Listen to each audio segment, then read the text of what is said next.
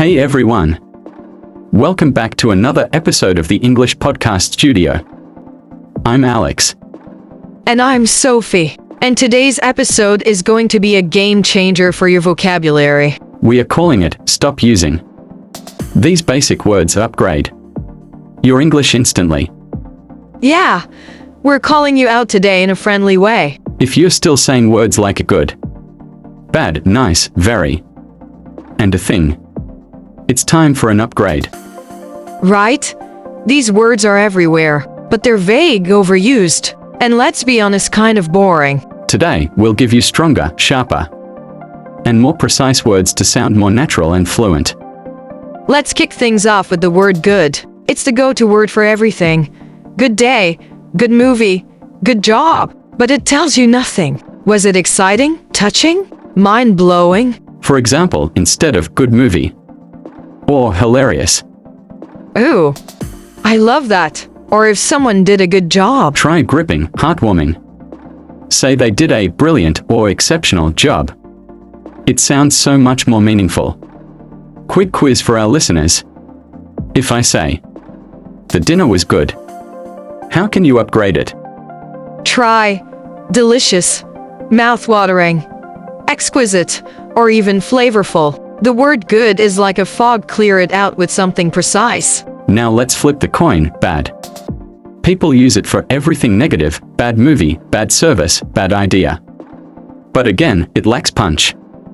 Instead of bad service, how about terrible, unacceptable, sloppy, or unprofessional? Love that. And instead of bad weather, you could say stormy, gloomy, or miserable. Let's try something fun, Sophie. I'll say a sentence and you upgrade the word bad. That was a bad decision. How about, that was a reckless decision, or, that was a disastrous move? Exactly. You paint a clearer picture when you choose the right word. Now, the next vocabulary crime, the word very. I'm guilty of this one too sometimes. Same. Very plus adjective is a lazy shortcut. For example, instead of very tired, say exhausted. Instead of very big, go with enormous or massive. Let's give the audience a rapid-fire list. Sophie, ready? Let's do it. Basic phrase upgraded word. Very happy, thrilled, ecstatic. Very small, tiny, minuscule. Very cold, freezing. Very beautiful, gorgeous, stunning. Very angry, furious. Keep this table in your notes or even make flashcards. Trust me, this one change boosts your vocabulary fast. Okay, 2 more dangerous words. Nice and thing. Let's start with a nice. Yeah, nice is just blah. Nice person. Try kind, generous, gracious. Nice weather. Say sunny, pleasant, or perfect. And a thing is just a lazy placeholder. What kind of thing? A problem, a situation, a tool, a technique. The more specific you are, the clearer your English becomes. All right, listeners, now it's your turn. Grab a notebook or your phone and write down 5 sentences you said today using good, bad, very, nice, or thing. 2. Now rewrite them with upgraded vocabulary. Okay, now we are going to absolutely blow your mind with some words you think you know, but you've probably been using wrong your whole life. Yes, this episode is called Words You Think You Know But You're Using Them Wrong. And trust us, we're not judging, even native English speakers mess these up. Exactly. These are tricky, sneaky little words. Some of them sound like they mean one thing, but in reality, their meanings are way different. Let's start with a big one, literally. Yes, people say things like, I was literally dying of laughter. But were you actually dying? Of course not. Literally means something actually happened, exactly as stated. So if you say, I literally ran for 24 hours, you better have a medal and no toenails. Instead of exaggerating, say, I was practically dying of laughter. Or, I was laughing so hard I couldn't breathe. Or just drop the literally if it's not a literal.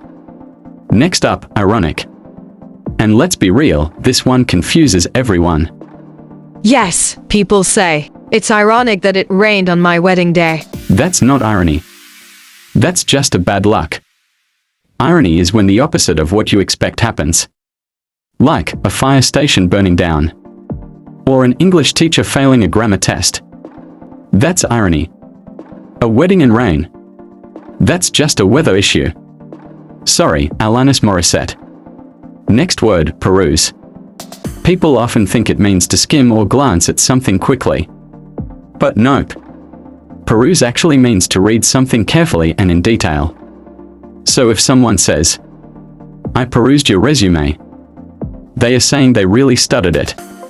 Not just glanced at it while eating cereal. Let's get into a classic pair, disinterested and uninterested. People use them interchangeably, but they are not the same. Uninterested means you don't care. You're bored. Disinterested means you're neutral, not biased.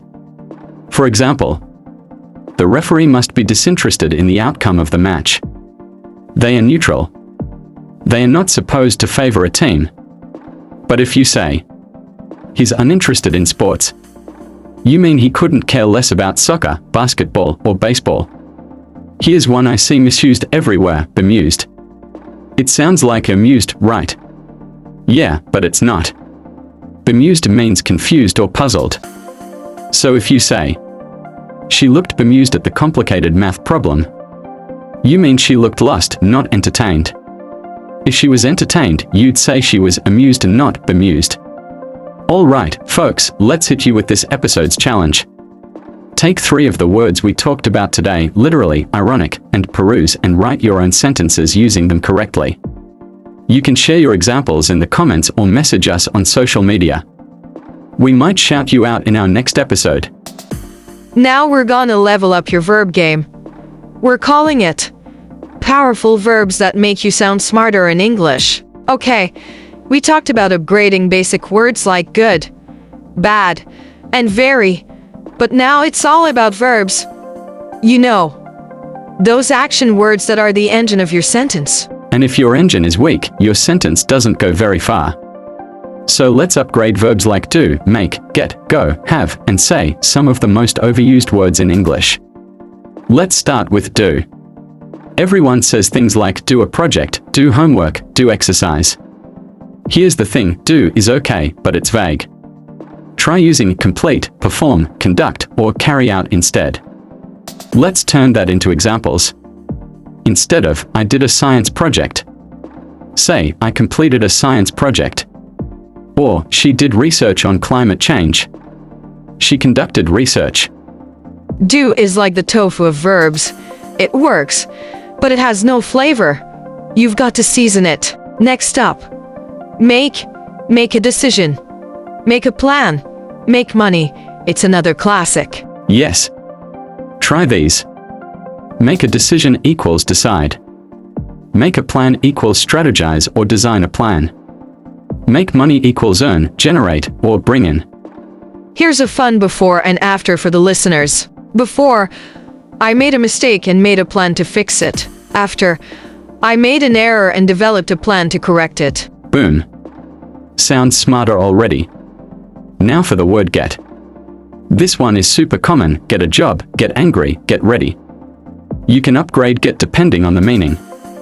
For example, get a job equals obtain a job. Get angry equals become furious. Get ready equals prepare.